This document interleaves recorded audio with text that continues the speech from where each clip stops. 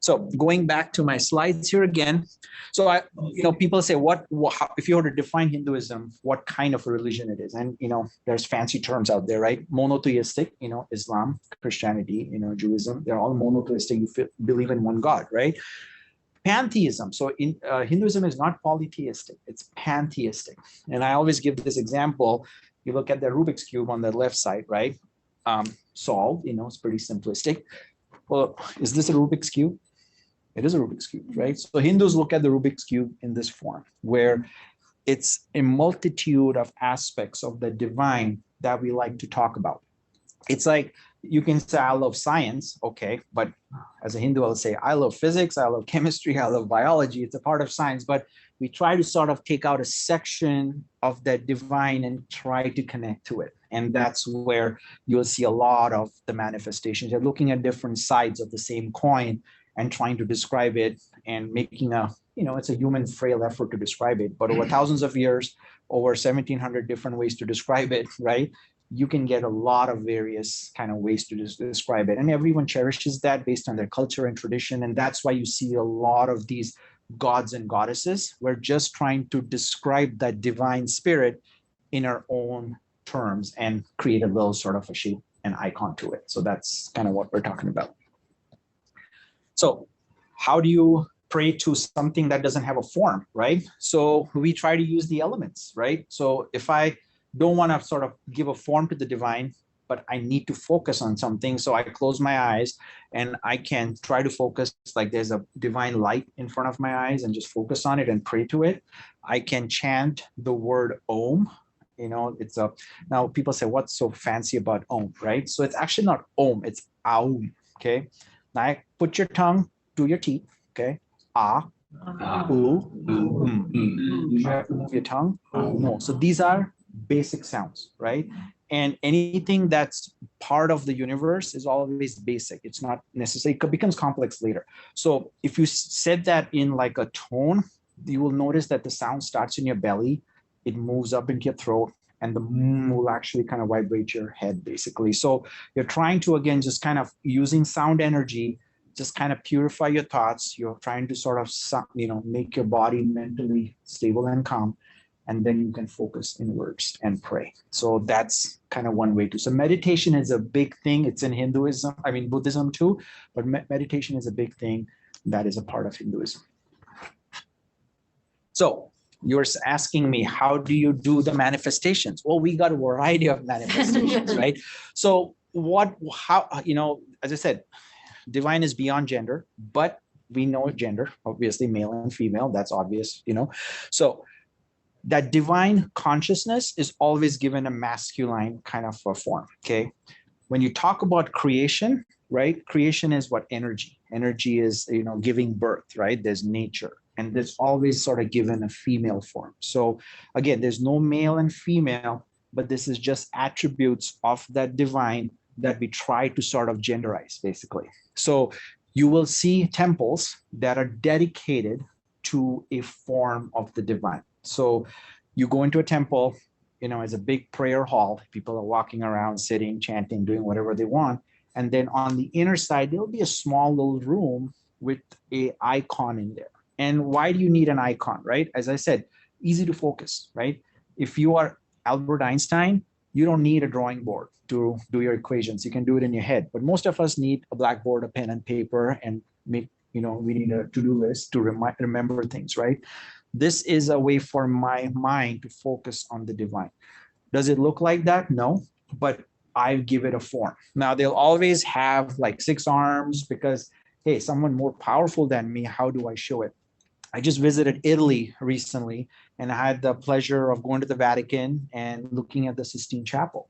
And it was interesting that all the drawings that Michelangelo did up there, the gods and the divine have 6-packs, and they look super strong. They go to the gym every day, and they're like, that's not how a lot of those pictures were painted once upon a time. But there was some Greek influence, and when it was the first time that he actually painted the Sistine Chapel. He had never done that before that. So he went into sort of the main courtyard, and there were some statues which were kind of well-built muscular statues, and he literally took that and he painted the Sistine Chapel, just getting some, idea from there. So again, these are just my ways of thinking. What does God look like? So we give that divine, as I said, everything has a beginning, a middle, and the end, right? So that divine, we call it in three names. It's the Holy Trinity of Hinduism. It's Brahma, Vishnu, and Shiva. So Shiva comes at the end. Vishnu is kind of the CEO. He's kind of operating, making sure this universe is going good. And Brahma, he created this thing and he's out of here. We don't talk about it much. Okay. So Vishnu is the one whose avatars come into play. So this is one of the famous avatars. It's Krishna. So there was a battle that was fought about 5,000 years ago. And he gave a sermon to his disciple Arjun. And that is called as the Bhagavad Gita. I don't know if anybody knows that word. Gita is a very popular, textbook. It's actually a dialogue between God and his disciple. And it basically summarizes what Hinduism is at the end of the day. Okay. Oh, somebody with the elephant's head, right? So as I said, we don't restrict to just human and male. What does the elephant's head kind of talk to you about? Wisdom, right? Big ears. You can't really see the mouth. So talk less, listen more. It's got a trunk, which can break a tree if it wanted to, but easily pick up a flower and give it to you. So strength and humility, they always should be balanced. Your ego should be kept in check. So there's a lot of symbolism that you will see in Hinduism. So that's what you're seeing there. And then you have a female form. We talked about energy, right? So she's always shown, same way in a female form. So if someone was going to war and fighting the bad guys, they would actually pray to her because it's kind of a way to, feel energized, So there's different ways to connect the dots. It's kind of like you have a, rainbow with 7 colors, and some days you like blue, some days you like red, and some days you just like the white color where all those colors come and melt together, right? So that is what Hinduism talks about. Okay. So how does Hindu practice Hinduism, right? Well, there's different ways to do it. As I said, there's no one way to do it. So one is yoga and meditation. So I can get rid of all my clothes, just put like a saffron, not literally, I'm not taking my clothes off, guys, okay? Yeah. Just get rid of my clothes, just put a saffron robe on, and I'm out into the mountains and I'm meditating. I go in a cave. Now I'll probably die because I don't have any practice of doing that. Because you live in Plymouth. Exactly, right? And yeah, another month, there's no way you can sit outside, right? It's gonna get cold. But it's basically getting rid of your material surroundings, because this whole creation is divine. That divine spirit is within me. So my aim is to look within and find out what the eternal truth is. And the only way I can do that is by shutting out what's on the outside. So there's monks and there's stories where they will go into a cave, close their eyes and meditate. And yoga will make you so powerful that these guys, their heart rates are down into like the 30s and the 40s. They will not eat for, whatever, God knows how long, and they will survive fine. And when they come out of that cave, they're actually looking more radiant and powerful. And they're like, okay, so you don't really need what we need every day. So that is the extreme, okay? That needs a lot of commitment and discipline and years of practice to kind of get there. Most people will engage in devotion. Okay, so you come together, kind of like you go to a church, you come together, you sing your hymns or you do your prayers. So you're coming together and just praying. That's one way to do it. You don't have to go to a temple for that. You can do it in your home. Okay, you do worship. Worship is basically you have a small place in your home, or you can go and do it to the temple. And what you're doing is you're invoking that divine spirit to come into your house. Okay. And now you're going to treat that divine spirit as a guest. So what do you do for a guest? Well, you offer them fruits, you offer them flowers, you take them to the Mall of America. Well, you can't do that to the divine. So you can just sort of show your gratitude. It's kind of like your, most favorite aunt or uncle came over. You're like, what can I do for you to make you happy? That's kind of what worship is. It looks ritualistic. Sometimes you go to the temple and they're pouring milk and water on their head. Well, it's like an ancient dove soap. Here you go with some 100% milk and honey and butter, get your skin lathered up and feel good. So you're just giving a human touch to creating a ritual out of it so you can connect to some sort of a worship. So that's what you will see. Another is study of scriptures. You read books, and then it's not just about reading, but making sure you know how to actually understand and follow that path. And then you can do pilgrimage. or you can do just selfless work. If you're a teacher, doctor, nurse, whatever, do your job in a selfless form. Look at that divine spirit that you're treating and don't expect anything in return. If you're able to continue and do that, you will also reach that divine goal that you're born to do. Yes. Is there a certain place or certain places for pilgrimage? In India, there are. So, historically, there's certain areas where, some good things have happened historically. So we believe there's good, positive energy there. So if you go there, you just kind of get elevated. It's kind of like a public charging station. You go there, you feel, whoa, I feel good. It's kind of like you go to the church and you pray together.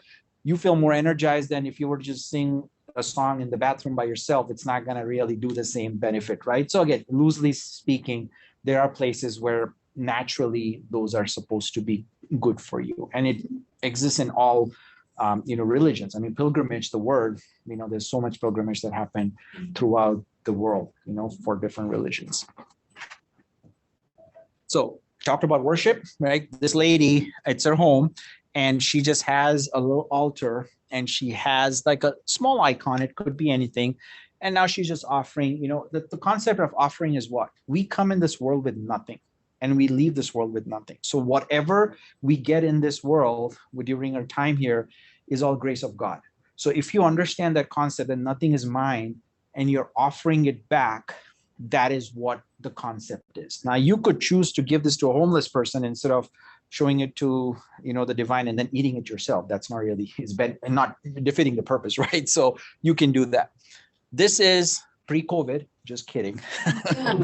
But these are, pilgrimage places. There's a river called Ganga, or Ganges, they're called here. There's a famous temple there, and a lot of people will, in their lifetime, make a visit there.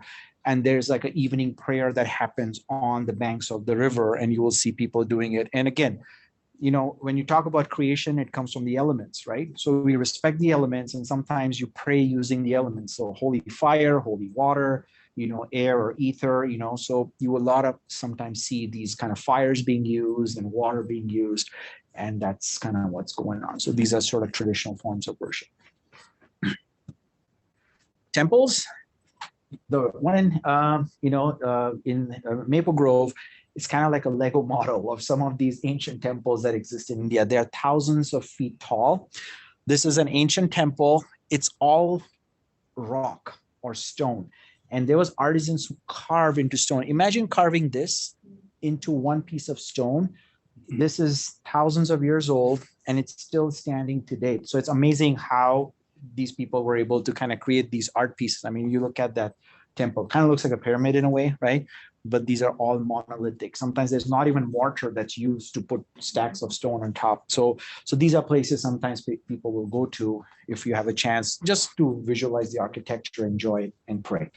The temples in Angkor Wat or in Cambodia, yes, so are made in this style. Yes. Okay. So Cambodia used to be called Cambodia. It was actually an extension within the Indian subcontinent and used to be ruled by a Hindu king.